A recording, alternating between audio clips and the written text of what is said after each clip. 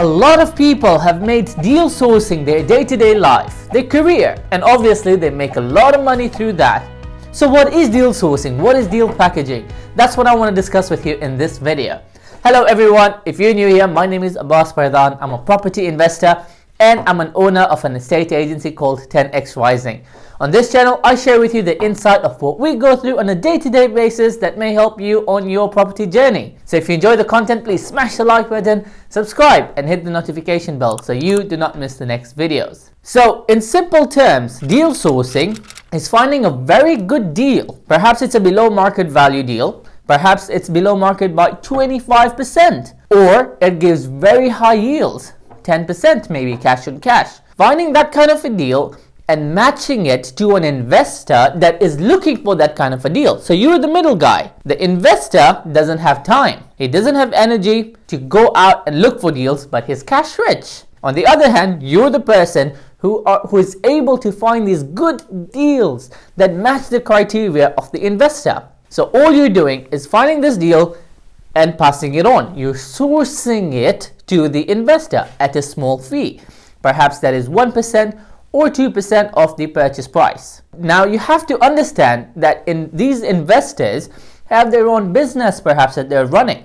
So they have too many things on their plate, so they do not have the time to go out and look for this real estate deals. But they do understand that real estate is definitely better than all the other types of investments out there, perhaps stocks or even cryptocurrency. So they understand that they want to park their money in real estate. So why would an investor use a deal sourcer or a deal packager? Yes, they are short of time. You've got to understand that they're running their own businesses. They've got a lot of things on their plate, so they do not have the time to go out and look for real estate. But what they do understand is that real estate is the best form of investment they could have. It protects them against inflation.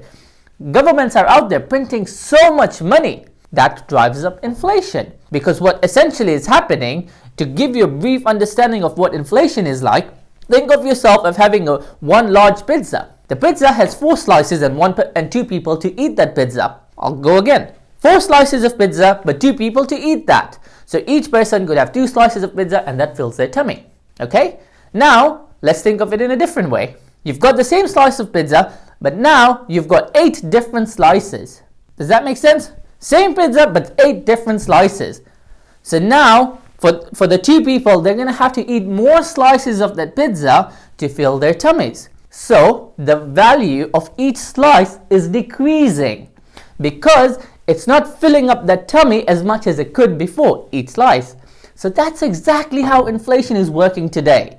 There's less services, less products, but more money in there. So essentially, the prices of these products are going up. That's just a very, very brief summary of how inflation is working.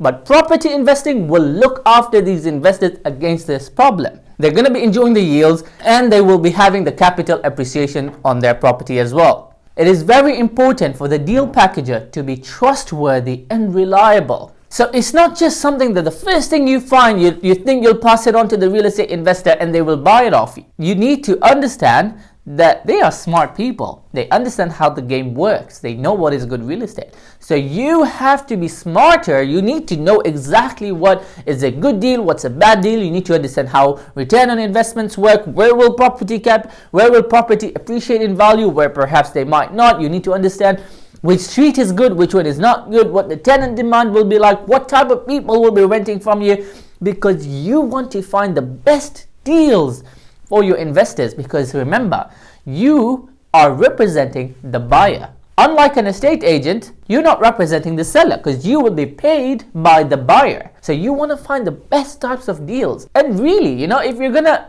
turn this into your business, you want to do it ethically.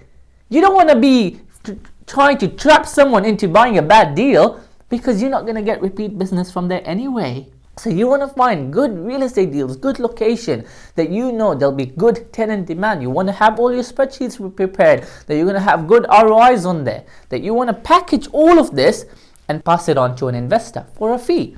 So if the purchase price is £200,000, maybe you may get up to 2%. That's £4,000. right? If the property price is 1.5 million pounds, you may get from 15,000 to 30,000 pounds, depending on how many percent you charge.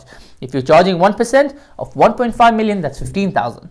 2% of 1.5 million is 30,000. So you have to build that relationship with the investors. Now, normally for an estate agent, they don't go out looking for deals to sell to someone else. They advertise themselves that they provide a service of helping people sell their properties. So essentially, homeowners or people who have their own properties, buy-to-let properties, they go to these agents to say, hey, I've got this property, can you please help me sell it? They will set up the property, take pictures of it, package it up, and put it on the open market.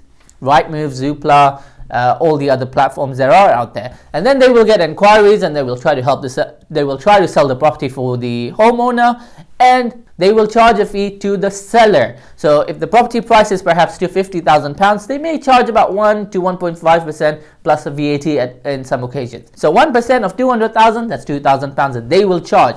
They do not charge the buyer. They just charge the seller, because they're not trying to find the best deal for the buyer.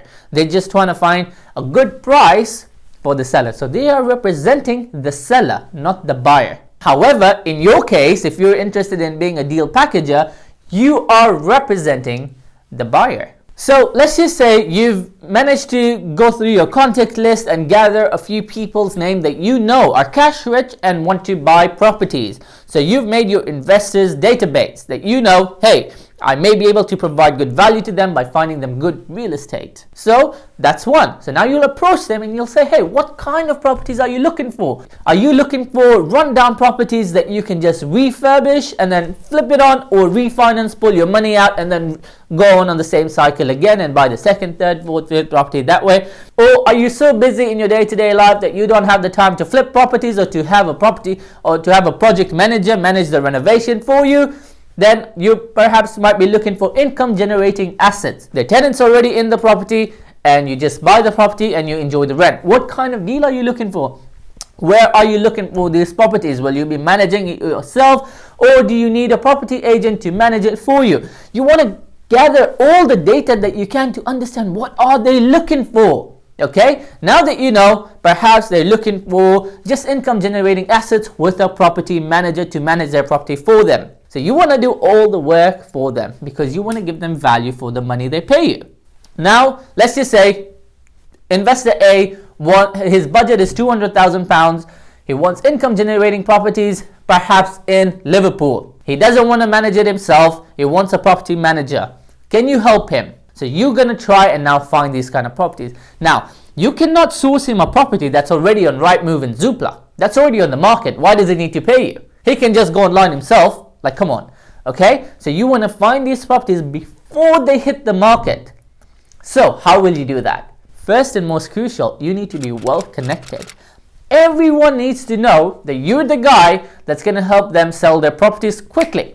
Because you are so connected to perhaps cash buyers or investors that the sellers, do not have to waste their time going to an estate agent. They can go to you and you'll help them sell their property like that. That's point number one. Point number two, they will not have to pay a fee to the estate agent, right? Because normally an estate agent represents the seller.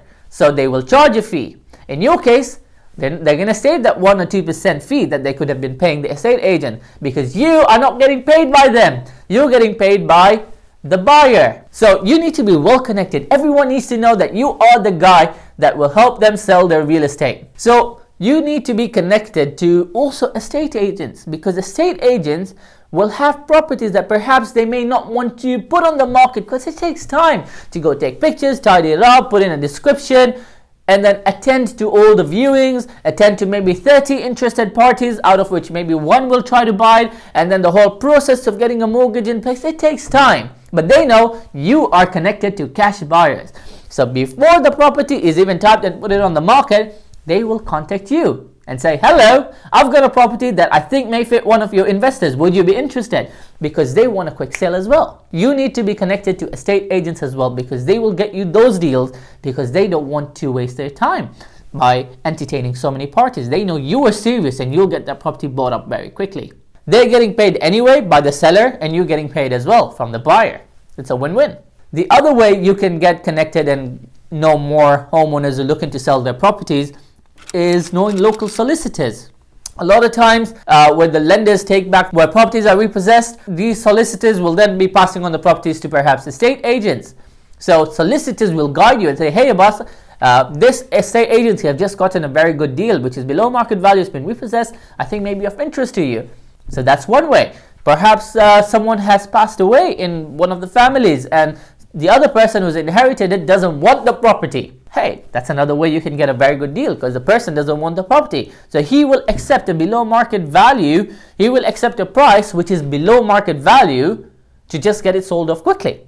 You also want to be connected to surveyors, because they will know what type of properties are there, which one might be selling off quickly, which one might not be. Likewise with mortgage lenders, they will know which properties will be coming off to be sold very soon. Perhaps their mortgage terms are coming to an end and they know that this person is looking to sell the property because they're not renewing this. So that's one way you can get connected. Get connected with planning officials, because they will also know which properties are there now to be sold off which are not yet on the market. The other best way also there is for you to get good deals connected from a buyer to a seller is by knowing all other property sources in your market. Because one guy might have a property for which he doesn't have a buyer, but you may have that buyer that you can connect to the other sourcer who has that seller. So like that, the two people in the chain now, the two middlemen. So of course if there's a fee, then perhaps 2% that's going to be split between the two people. I have seen deals where there are more than 5 to 6 different people in the deal who are all going to have to be paid. So if it's a 1.5 million deal, £30,000, that is split amongst 5 people, which is still profitable, because 30,000 divided by 5, that's still £6,000 per person. And if they were not connected, they wouldn't even make that £6,000. So it's worth it, because that sourcer knows another sourcer who knows a sourcer who knows a sourcer who has a buyer. So you see how this works? So it can be quite lucrative, but it needs time and dedication to get to know people, because if you've got a bad reputation, I tell you, it's not going to work for you. Investors need to be able to trust you, that you're not trying to screw them over for your fee. They need to be able to rely on you, because they don't have the time to do the research. So you need to be very ethical about it and give them good value for their money. Now, is deal sourcing even legal? And if it is, how can you get compliant so you can get started on this right now? Well, let me tell you something. It is very simple and it is very straightforward, just like a normal estate agency. You need to be registered with the HMRC and regulators, number one. You need to be registered for anti-money laundering regulations as well. You need to have the correct insurances in place, as you being a property sourcer now. And you need to register yourselves under the Data Protection Act. And that's all. That's where you get started. You will obviously want a client's account first as well, that you cannot remove the money until the deal is sorted, is bought and sold off. So now you know you can take the money. You want to be very reliable in this. I'll just give you one opinion. If you're not going to be honest and humble, who's thinking more about building relationships rather than that one-off transaction, then you're not going to go far. But if you focus on building relationships rather than anything else, I assure you it can be quite a lucrative career for you. If you've got any questions about how to be a deal sourcer, what else you need to do, let me know in the comment section below. I hope you've enjoyed the content. Please smash the like button. I do put in a lot of effort and put in research into putting out this content for you. So I will see you in the next video.